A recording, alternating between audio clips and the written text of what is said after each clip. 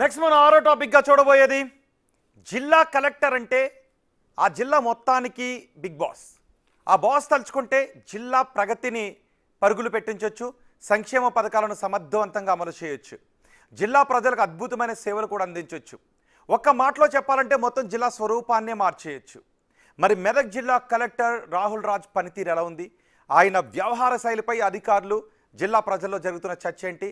ఆయన పరిపాలన గురించి మెదక్ ఏమనుకుంటుందో చూద్దాం.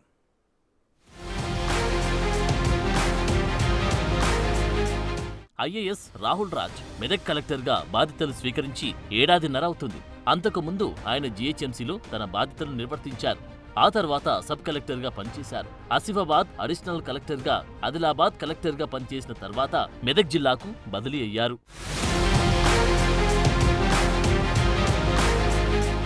కలెక్టర్గా రాహుల్ రాజ్ పనితీరు ఎలా ఉంది? మెదక్ జిల్లాలో విద్య, వైద్య రంగాల్లో సమూల మార్పులు తేవాలనే సంకల్పంతో పనిచేస్తుంటారు కలెక్టర్ రాహుల్ రాజ్. పేద ప్రజల కష్టాలను దగ్గరుండి చూసిన ఆయన వారి కోసం ఏదో ఒకటి చెయ్యాలనే గొప్ప ఆలోచనతో ముందుకెళ్తుంటారు. కానీ ఎక్కడా సక్సెస్ కాలేకపోతున్నారనే చర్చ ఉంది. ప్రభుత్వ పరంగా అమలు చేయాల్సిన ఎన్నో కార్యక్రమాలను కూడా సరిగా నిర్వహించలేకపోతున్నారనే ప్రచారం సాగుతుంది. తాను చెప్పింది మాత్రమే వినాలనే ధోరణిలో ఆయన వ్యవహరించడం కింది స్థాయి ఉద్యోగులకు నచ్చడం లేదట.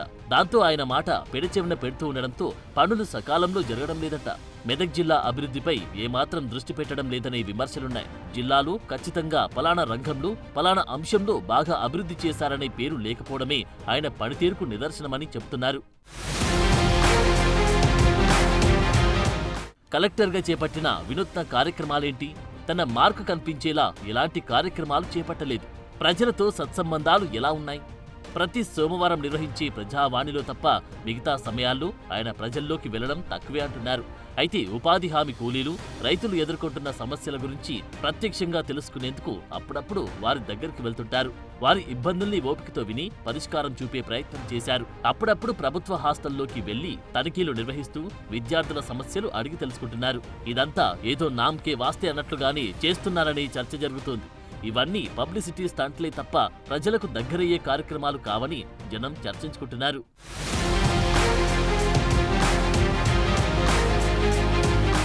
ఫైళ్ల క్లియరెన్స్ ఎలా ఉంది? కలెక్టర్ రాహుల్ రాజ్ పనితీరుపై జిల్లా ప్రజలే కాదు, ప్రజాప్రతినిధులు కూడా గుర్రుగా ఉన్నారు. ప్రజా సమస్యల పరిష్కారం కోసం నిర్వహించి ప్రజావాణి ఫిర్యాదులు, ధరణి సమస్యలను పరిష్కరించలేకపోయారని చెబుతున్నారు. రెవెన్యూ శాఖ పనులను కూడా నామమాత్రంగా నిర్వహిస్తున్నారనే టాక్ ఉంది. పైగా కలెక్టర్ రాహుల్ రాజ్ పై అనేక అవినీతి ఆరోపణలున్నాయి. ఆయన పనితీరు అధికార, ప్రతిపక్ష పార్టీల నాయకులకు అసలు నచ్చడం లేదని విమర్శలున్నాయి. జిల్లాలో గతంలో అనేక అవకతవకలకు పాల్పడిన రైస్ మిల్లర్లపై సరియైన చర్యలు తీసుకోలేదని టాక్ ఉంది. బీఆర్ఎస్ నాయకులకే పనులు చేసి పెడుతున్నారని ఆరోపణలున్నాయి.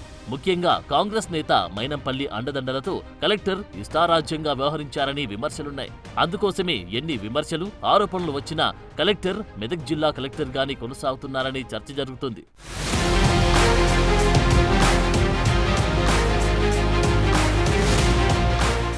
ఓవరాల్ గా కలెక్టర్ రేటింగ్: కలెక్టర్ పనితీరు 2/5, వినూత్న కార్యక్రమాలు 1/5, ప్రజలతో సత్సంబంధాలు 2/5, ఫైళ్ల క్లియరెన్స్ 2/5.